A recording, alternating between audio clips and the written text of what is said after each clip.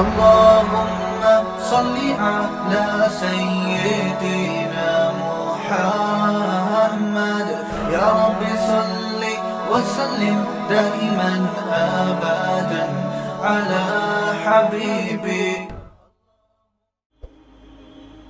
نبی صلی اللہ علیہ وسلم نے فرمایا، صحیح بخاری کی آخری حدیث، کلیمتانی خفیفتانی علی اللسان ثقیلتانی فی المیزان حبیبتانی الی الرحمن سبحان اللہ وبحمدہ سبحان اللہ العظیم.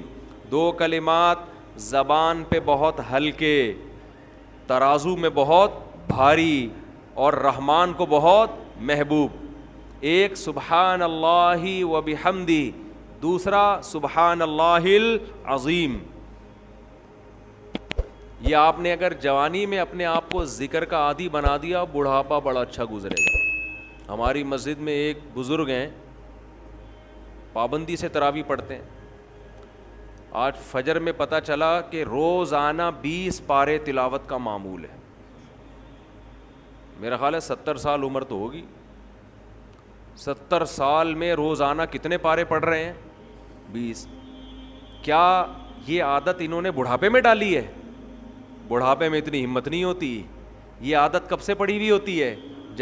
جوانی میں روز 20 نہیں پڑھتے ہوں گے، 2 پڑھتے ہوں گے، 3 پڑھتے ہوں گے. لیکن جیسے جیسے عمر بڑھ رہی ہے وہ تعداد کم ہونے کے بجائے بولو وہ شوق بڑھتا چلا جا رہا ہے. عین ممکن ہے کچھ دنوں کے بعد یا چند سالوں کے بعد صحت اجازت نہ دے، عین ممکن ہے، لیکن شوق تلاوت کا کم ہونے کے بجائے بڑھے گا. اور اللہ اجر کس پہ لکھے گا؟ شوق پہ.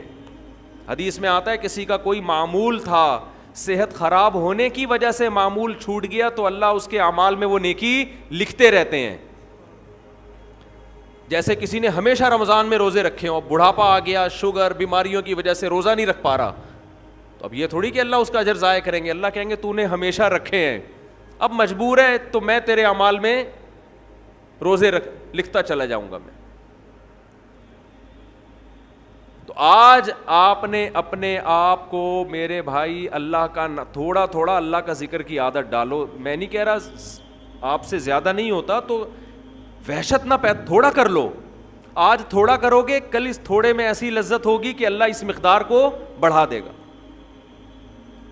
حدیث میں آتا ہے سبحان اللہ والحمد للہ ولا الہ الا اللہ واللہ اکبر، یہ کلمات احب الی اللہ مما طلعت الشمس او کما قال صلی اللہ علیہ وسلم. سورج جن چیزوں پہ طلوع ہوتا ہے، ظاہر ہے سورج تو پوری دنیا پہ طلوع ہوتا ہے، ان تمام چیزوں میں اللہ کو سب سے زیادہ محبوب یہ کلمات ہیں. اور دیکھو اس میں اللہ کا کوئی فائدہ نہیں ہے. اللہ کی آپ حمد و ثنا کریں، اللہ کا کوئی فائدہ نہیں ہے. اللہ یہ چاہتے ہیں میرے بندے اپنی زبان سے میرا نام لیا کریں. اللہ کو اس بات کی خوشی ہوتی ہے. ہمارے حضرت ایک شعر پڑھا کرتے تھے، یہ جو اہل اللہ ہوتے ہیں نا ان کو ذکر کی بڑی عادت پڑ جاتی ہے. بار بار اللہ کا نام لیتے لیتے نا، شروع میں تو انسان کو عادت نہیں ہوتی، جب نام لیتا ہے بار بار ذکر، تو پھر اس کا ٹائم اللہ کے ذکر کے بغیر پاس نہیں ہوتا. پھر اس کو ایک کمی محسوس ہوتی ہے. کسی کو چائے کی عادت پڑ جائے، چرس کی عادت پڑ جائے، سگریٹ کی عادت پڑ جائے، نہیں ملے تو تڑپتا ہے نا. تو جس کو ذکر کی عادت پڑتی ہے نا، اس کو جب ذکر کا ٹائم نہ ملے تو اس کا دل پریشان ہوتا ہے، اس کو اللہ کے نام میں ایک چسکا آنے لگتا ہے. لیکن یہ پہلے دن نہیں ہوگا، عادت ڈالنی پڑے گی. تو روز آنا اس کا معمول بنا لیں، 100 دفعہ صبح 100 دفعہ شام تسبیح کا معمول بنا لیں. اس سے کیا ہوگا؟ ابھی شاید دل نہ لگے آپ کا، لیکن جیسے جیسے عمر بڑھے گی اللہ کے نام کا چسکا لگنا شروع ہو جائے. بڑھاپا بہت اچھا گزرے گا، اللہ کو یاد کر کے گزرے گا. کھوپڑی شریف میں بات آ رہی ہے کہ نہیں آ رہی؟ اور اگر ہر وقت دنیا کے تذکرے کرتے رہے نا، ہر وقت ویڈیو گیم لے کے بیٹھے ہوئے پب جی کھیل رہے ہیں، سانپ والا اب تو سانپ والا ختم ہو گیا، اب آ رہا ہے سانپ والا. نوکیا میں آتا تھا، سانپ لمبا ہوتا جا رہا ہے، اس کو پتہ نہیں فضول ٹائم ویسٹ کر رہے ہو. ہم پریشان ہوتے ہیں یار، ہمارے پاس کاموں کو نمٹانے کا ٹائم نہیں ملتا. ہم تو چاہ رہے کاش یہ دن 24 گھنٹے کے بجائے 48 گھنٹے کا ہو جائے. اور لوگ کیا کر رہے ہیں کہ وہ وہ باقاعدہ ارادہ کر کے ضائع کر رہے ہیں ٹائم. ہمارے تو کام نہیں نمٹتے, جب ہم رات کو سونے کے لیے لیٹتے ہیں تو کہتے ہیں یار آج کا دن بھی گزر گیا اور کام ویسے کے ویسے ہی, اور ادھر باقاعدہ ارادہ کر کے جو ہے نا ٹائم ضائع کیا جا رہا ہے کہ چلو ٹائم ویسٹ کرتے ہیں. ایسی چیز میں ٹائم گزر جائے نا جو ذہنی تفریح کا ذریعہ بنے تو بھی ٹھیک ہے, گپ شپ لگا لو دوستوں کے ساتھ بیٹھ کر. یہ کیا ہے یار, دماغ کو خام خواہ کا تھکا رہے ہو بیٹھ کے. تو اگر پب جی کھیلنے کی عادت ڈال لی تو جاؤ گوروں کا بڑھاپا دیکھو, اولڈ ہاؤس میں بڑھاپے میں اسنوکر کھیلتے ہیں, کیرم بورڈ کھیلتے ہیں, لڈو کا نہیں مجھے پتا, یہ چیزیں کھیل رہے ہوتے ہیں بڑھاپے میں. اور ہمارا بوڑھا بڑھاپے میں ایک ایک دن میں 20 پارے ختم کر رہا ہے. سمجھتے ہو کہ نہیں, وہ نماز میں دل بہلا رہا ہے, وہ تہجد میں اس کا ٹائم گزر رہا ہے. بھائی ویڈیو نہ بنائے, لکھا ہوا ہے نا. تو یہ کیسی عجیب بات ہے. آپ جائیں وہاں, ایک صاحب نے مجھے کہا کہ میں نے یورپ میں بڈھی عورتوں کو دیکھا, بڈھی عورتیں 5-6 بڈھی عورتیں بیٹھی ہوئی اور جوا کھیل رہی ہیں, تاش کھیل رہی ہیں. کہہ رہے مجھے یاد آیا یار ایک ہماری بوڑھی ہیں, ہماری بوڑھی عورتیں مصلے پہ بیٹھی ہوتی ہیں, اللہ اللہ کر رہی ہوتی ہیں, آخری وقت اللہ کا نام لے کے گزار رہی ہوتی ہیں, اور ایک ہی بڑھیاں ہیں اور کیا کھیل رہی ہیں, تاش کے پتے. اچھا لگتے ہیں بڑھاپے میں یہ. ہمارے بوڑھے کو دیکھو, آدمی کا دل چاہتا ہے اس سے دعا کروائے کہ بابا جی میرے بھی سر پہ ہاتھ رکھ لو. جو تاش کھیل رہی ہو بیٹھ کے اس بڈھی سے دل چاہے گا؟ اسے تو آدمی نصیحت کرے گا کچھ اور کر لے. تھوڑے دنوں میں اتنا راشا آئے گا نا ہاتھوں میں تھوڑے دنوں میں کہ ایک پتے کے بجائے 2 گر رہے ہوں گے, 2 پتے ایک ساتھ گر رہے ہوں گے. تو اس لیے کارآمد بنا لو, کچھ تھوڑا بہت اللہ کا نام لے لیا کرو. تمام دوائیں بچوں کی پہنچ سے دور رکھو. ایک اعلان کرنا ہے بس. پھر مسجد کمیٹی کی طرف سے ایک اعلان ہے, وضو خانہ, انڈر گراؤنڈ ٹینک اور باتھ روم اسٹور جو کہ کافی پرانے ہو گئے ہیں اور اب نئے سرے سے بنانے کی شدید ضرورت ہے. اس سلسلے میں آپ سے مالی تعاون کی درخواست ہے. اس کام میں تقریباً 20 سے 22 لاکھ کا خرچہ آ رہا ہے. یہ جو ہمارا وضو خانہ ہے, بہت سے نلکے ایسے ہیں آدمی جب بیٹھتا ہے تو ہوا بھی نہیں آ رہی ہوتی اس میں سے. ہوا آئے تو کم از کم آدمی تھوڑا سا سانس لے لے اس میں بیٹھ کے. خراب ہو گئے ہیں نلکے, اس کو ریپیئر کرنا ہے وضو خانے کو. اور اللہ بھلا کرے, یہ ٹینک ہمارا مسجد کے سامنے بہت پرانا ہے, گل گیا ہے, سڑ گیا ہے. میرا خیال ہے کتنے سال ہو گئے اس کو, 40 سال تو ہو گئے, 40 سال سے زیادہ ہو گئے. تو یہ بھی بوڑھا ہو گیا ہے. ہمارا ارادہ دوسرا ٹینک بنانے کا ہے مسجد میں. سمجھ رہے ہیں, یہاں صحن میں نا اچھا سا صاف ستھرا سا دوسرا ٹینک بنے گا تو صدقہ جاریہ ہے. اپنے لیے بھی کر سکتے ہیں, اپنے والدین, کسی کے مرحوم والدین ہوں ان کی نیت سے بھی کر سکتے ہیں. تیسرا جو ہمارا یہ باتھ روم ہے نا, یہ والا اعتکاف والوں کے لیے یہ بہت چھوٹا ہے, ان کو دور جانا پڑتا ہے, اس کی صفائی کا بڑے مسائل ہیں. تو یہ باتھ روم کو بھی ریپیئر کرنا ہے. سمجھتے ہیں کہ نہیں سمجھتے؟ تو اس کے لیے یہ پیسوں کے بغیر اسباب کی دنیا میں ممکن نہیں. سمجھتے ہو؟ گورنمنٹ کا کوئی ایسا ادارہ نہیں ہے جو مسجدوں میں آ کے پوچھتا ہو کہ جی یہاں کیا ضرورت ہے تو یہ لیجئے. حکومت کا ایسا کوئی پروگرام نہیں ہے. تو یہ پبلک ہی کرتی ہے, تو پبلک کا ہی کام ہوتا ہے. تو یہ آپ لوگوں کی میرا خیال ہے ذمہ داری ہے. کر لیں گے تو ثواب ملے گا, نہیں کریں گے تو آپ کی مرضی ہے. کیا خیال ہے؟ ہم تو اپنے گھر سے وضو کر کے آ جاتے ہیں, ہمیں تو کوئی ضرورت نہیں ہے. وہ کیا تھا ان کے, وہ لڈن جعفری یاد آ رہے ہیں. لڈن جعفری زندہ ہوتے کتنی اب تک مزید میمز بن چکی ہوتی. مر گئے, یہی اسٹائل تھا نا ان کا, مر گئے, کیا تھا وہ بھول گیا یار, زندہ ہو گئے, بس وہ بھی پورا نکل گیا دماغ سے. بہرحال وہ بڑا مزہ آتا تھا.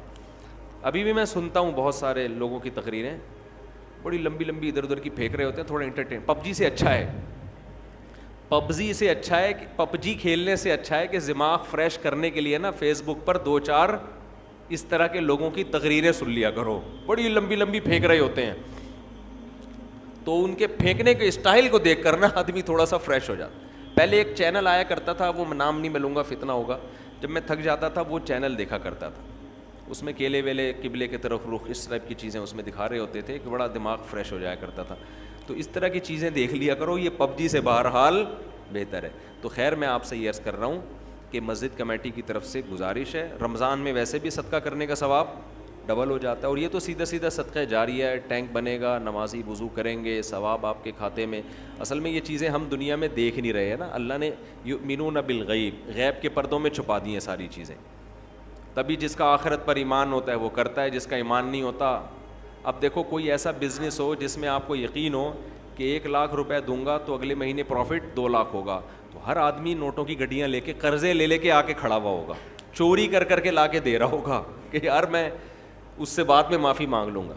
تو غیب کے پردوں میں اللہ نے جو چیز ڈال دی ہے تو وہ غیب میں. حضرت عثمان رضی اللہ تعالیٰ عنہ نے کنویں خرید کے وقف کیے, کتنا آج تک وہ وقف کنویں موجود ہیں. آج تک حضرت عمر کا وہ وقف باغ مدینہ میں موجود ہے. حضرت عمر نے باغ خرید کے اللہ کے نام پہ وقف کر دیا, آج بھی وہ مدینہ میں موجود ہے.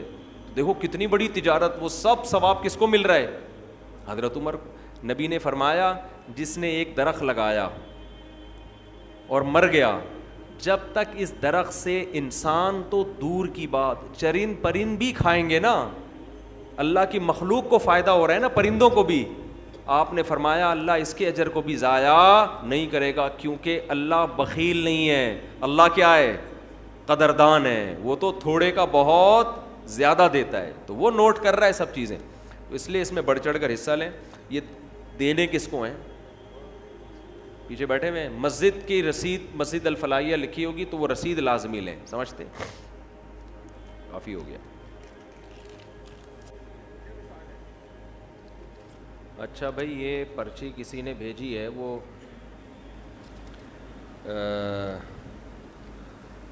ہندو تھے, انہوں نے اسلام قبول کیا ہے. کہہ رہے ہیں آپ کے بیانات بھی سنتا ہوں, مولانا طارق جمیل صاحب کے بیان سن کر ان سے متاثر ہو کر اسلام قبول کیا ہے.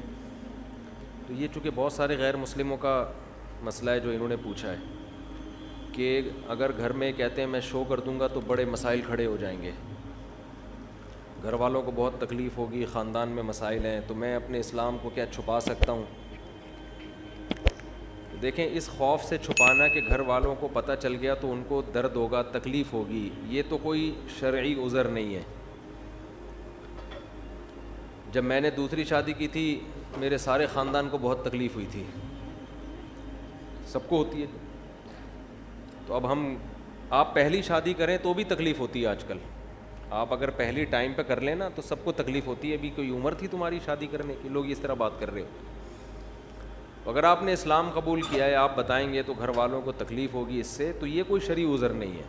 ان کا تکلیف ہونا غلط ہے بھائی, کیوں ہو رہی ہے.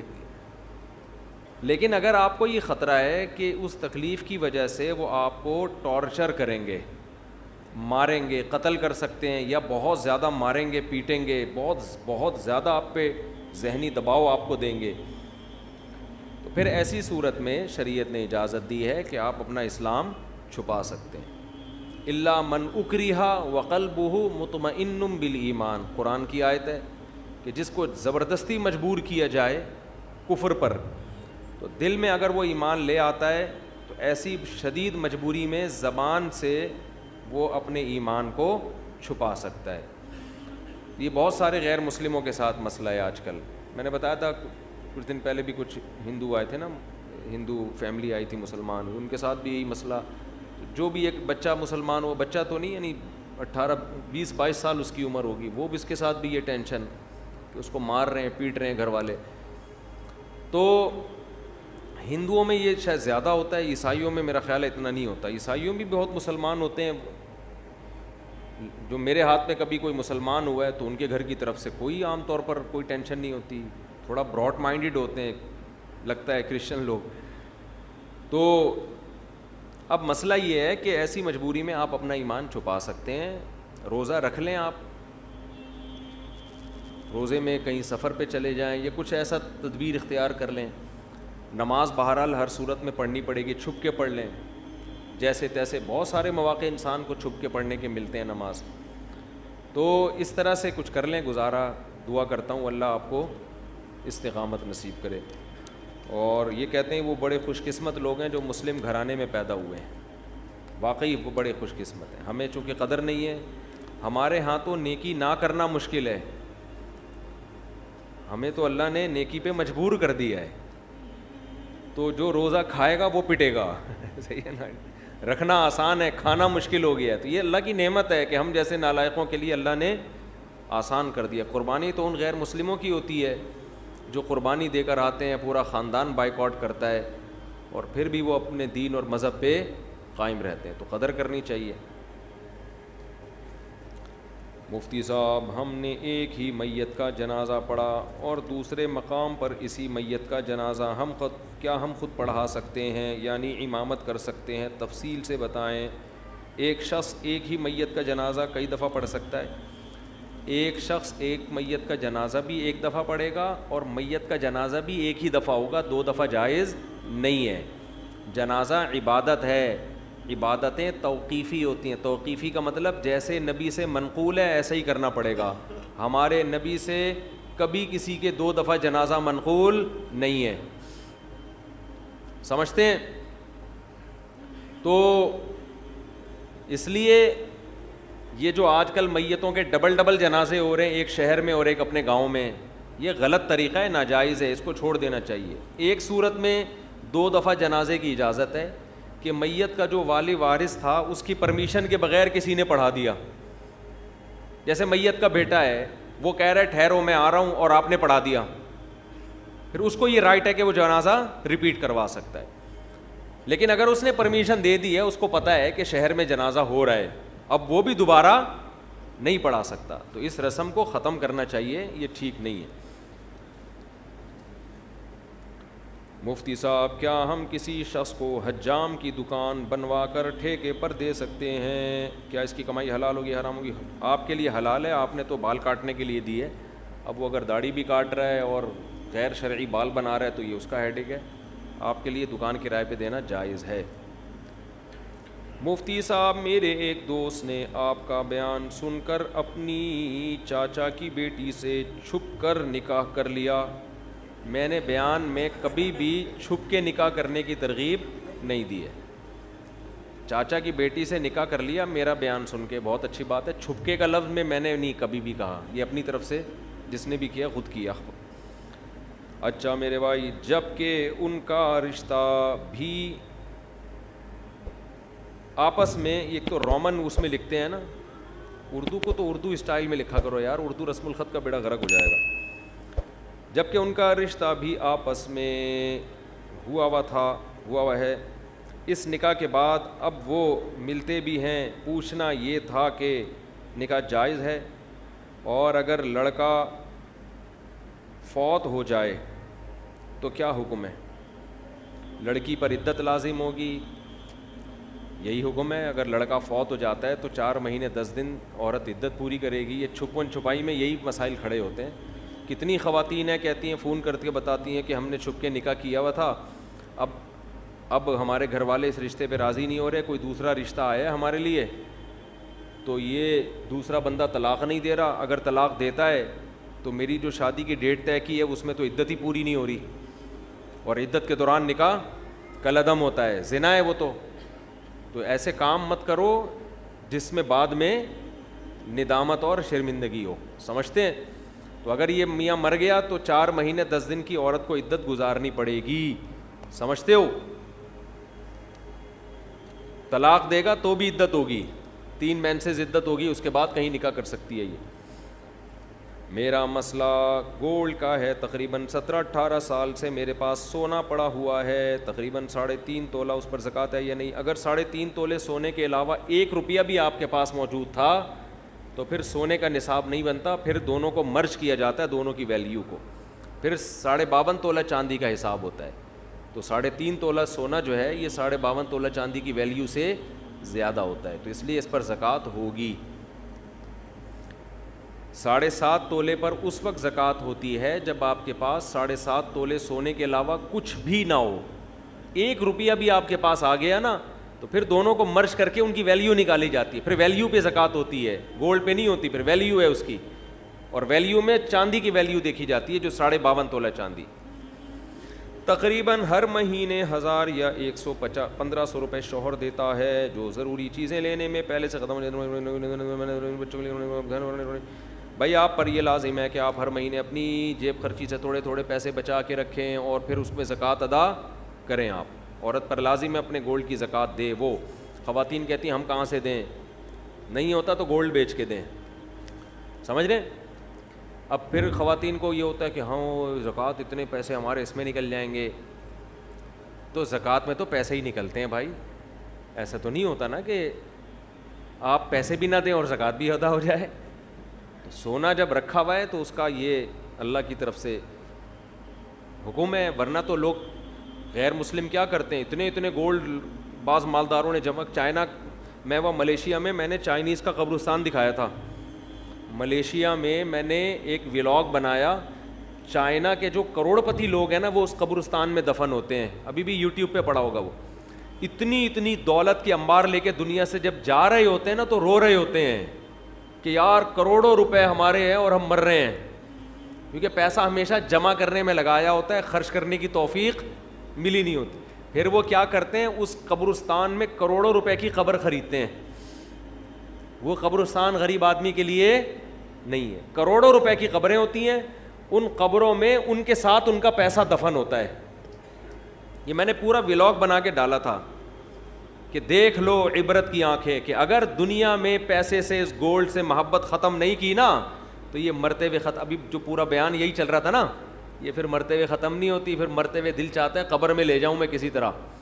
تو اب بحریہ ٹاؤن کا پلاٹ تو قبر میں لے جا نہیں سکتا, تو وہ کہتا ہے بیچ کے پیسہ لے جاؤں میں.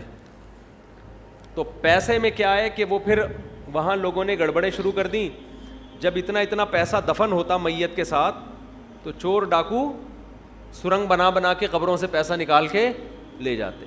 پھر وہاں قبرستان کی مینجمنٹ نے یہ کیا, کیونکہ وہ تو قبرستان والوں کا بزنس ہے, انہوں نے کہا بھائی یہ مہنگے, یہ بہترین بزنس بتایا میں نے آپ کو, جگہ خریدیں, بولے اس میں صرف مالدار لوگ دفن ہوں گے, قبر اتنے کی ہے, VIP قبر. اور اس میں جناب ڈاکٹر عامر لیاقت کا ایک قبرستان میں بیان کروا دیں آپ شب برات کے موقع پہ, ٹھیک ہے نا. تو پھر دیکھو اس قبر کی ویلیو دیکھو کتنی ہوگی. تو دبا کے بکے گا وہ, تو قبریں بکیں گی نا, اور آپ بیٹھے بیٹھے کروڑ پتی بن جاؤ گے. خود غریب میں دفن ہو جاؤ, غریبوں کے قبرستان میں. قبریں تو اندر سے ایک ہی ایسی ہوتی ہیں, چاہے مالدار کی ہو یا غریب کی ہو, اندر سے حساب میں کوئی فرق نہیں ہے. تو آپ نے وہ میں نے وہاں ولاگ بنایا. اب کیا ہے کہ وہاں چوروں نے وہ کرنسیاں نکالنا شروع کر دیں. تو پھر انہوں نے یہ حل سوچا اس کا کہ قبرستان کی انتظامیہ نے ایک نئی کرنسی نکالی جو مارکیٹ میں چلنے والی نہیں ہے, لیکن وہ نئی کرنسی آپ کو اس کرنسی کے بدلے میں ملے گی اور وہ آپ کے ساتھ قبر میں دفن. تو میت کو یہ حسرت پوری ہو گئی کہ میں اپنا پیسہ اپنے ساتھ لے کے جا رہا ہوں. تو اس لیے اس دنیا کی محبت دل سے نہ نکالی نا تو بہت ہی برے ہو جاؤ گے. اس لیے خواتین نے گولڈ رکھا ہوا ہے, خوشی خوشی زکوٰۃ دیا کرو, خوشی خوشی. اللہ ہم سے دیکھو گورنمنٹ کو کتنا ٹیکس دیتے ہیں یار, خوشی سے نہیں دیتے, زکوٰۃ سے کئی گنا زیادہ گورنمنٹ ٹیکس لیتی ہے ہم سے, اور اس کے بدلے میں دیتی سوائے نعرے اور سوائے وعدوں کے کچھ بھی نہیں ملتا ہمیں. جتنا ہم گورنمنٹ کو ٹیکس دیتے ہیں نا, کیا اس کے بدلے میں ہمیں فری علاج ملتا ہے؟ بولتے کیوں نہیں؟ کیا تعلیم ملتی ہے؟ گورنمنٹ اسکولوں میں تعلیم تو دیکھ لو, کھڑکیاں ہی نہیں ہیں تو تعلیم کہاں سے ہوگی؟ دروازے نہیں ہیں, ڈیسک نہیں ہے, اسکول ہی نہیں ہوتا بعض دفعہ تو. اور بچوں کے الاؤنس بھی جا رہے ہیں اور سب کچھ جا رہے ہیں. کتنا ٹیکس گورنمنٹ کو لوگ دیتے ہیں, دینا چاہیے, میں منع نہیں کر رہا آپ کو. اللہ آپ سے صرف 2.5% مانگ رہا ہے اور دے اس کے بدلے میں بارشیں بھی وہ برسا رہا ہے, گندم بھی وہ پیدا کر رہا ہے, خربوزے بھی وہ پیدا کر رہا ہے, پکوڑے بھی وہ کھلا رہا ہے, ملائی اور پراٹھے بھی وہی کھلا رہا ہے, دودھ بھی وہ پلا رہا ہے. اتنا دے رہا ہے کہ میں تو کہتا ہوں اللہ اگر تو ہم سے کہتا کہ 2.5% رکھو اور 97.5% دے دو تو بھی کم تھا. سارا تیرا ہی تو دیا ہوا ہے, خوشی خوشی دیا کرو بھائی زکوٰۃ.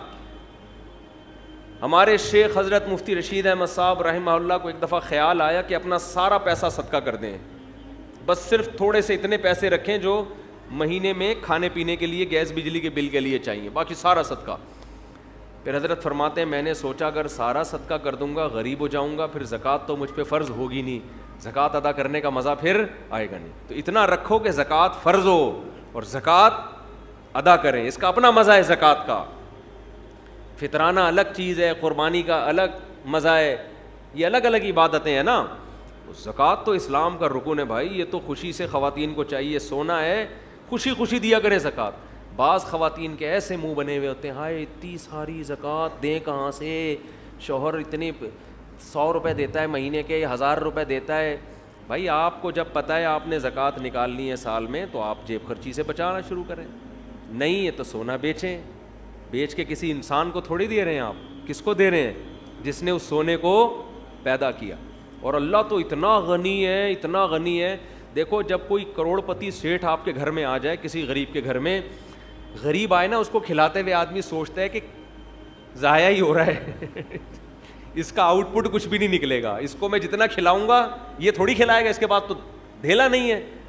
مالدار آدمی کے لوگ خوشی میں دعوت کرتے ہیں, غریب بھی وہ خوب خوب کھانے کھلائے گا, اس کو پتہ ہے اتنا بڑا سیٹ ہے یار, اس کو آج کھلا دو, قرضہ لے کے کھلا دو, کیونکہ جب یہ کھلائے گا نا تو پھر یہ بڑا ہٹو بچوں قسم کا کھلائے گا. تو اللہ سے زیادہ مالدار کوئی نہیں ہے بھائی. خزائن السماوات والارض, سارے خزانے اس کے پاس, اور اللہ سے بڑا دل بھی کسی کا نہیں ہے. تو اللہ کہہ رہا ہے 2.5% دے دو, 2.5 کے بجائے 5% دے دو بھائی, 10% دے دو. اللہ لے رہا ہے, اللہ, اس کو ضرورت بھی نہیں ہے. فقہا نے لکھا ہے, کتنی خوبصورت بات, ہم جب اصول فقہ پڑھتے ہیں نا, اس میں فقہا نے لکھا ہے کہ زکوٰۃ اصل میں جب آپ غریب کو دیتے ہیں تو یہ غریب کو نہیں, یہ کس کو دے رہے ہیں؟ اللہ کو. غریب اللہ کی طرف سے وکیل بن کے قبضہ کرتا ہے. نہیں آئی بات سمجھ؟ آپ نے پیسے دینے ہیں,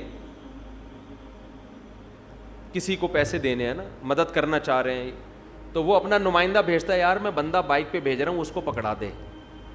تو آپ اس بندے کو پکڑا دیتے ہو نا, اور فون کر کے بتاتے ہو بھائی میں نے تیرے بندے کو پیسے دے دیے ہیں, اب میں بری ذمہ ہو گیا ہوں, تو جان تیرا بندہ جان.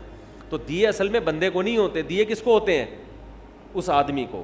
اس بندے کو تو آپ جانتے بھی نہیں, لیکن آپ اس کو اس لیے دے رہے ہو کہ اس نے اس بندے کو اپنا نمائندہ.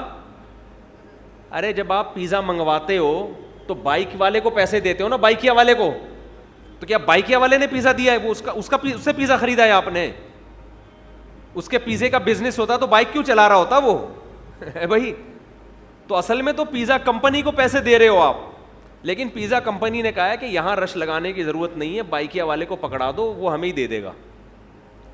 تو آپ بائکیا والے کو جانتے بھی نہیں ہو جو پیزا لے کر آیا. آپ کہہ رہے بھائی تیرا میرا کوئی, مجھے کمپنی نے بولا اس کو دے دو تو میں تجھے دے رہا ہوں, ورنہ میں تجھے کہ جانتا بھی نہیں ہوں.